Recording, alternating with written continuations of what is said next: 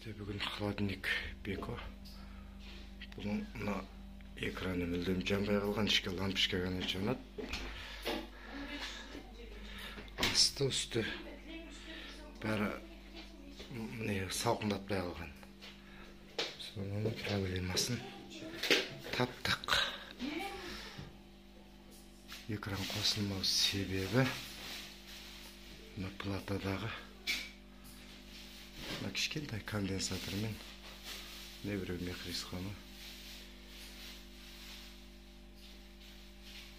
қолмен көрсетіп тұрған. Соны алмастырдым.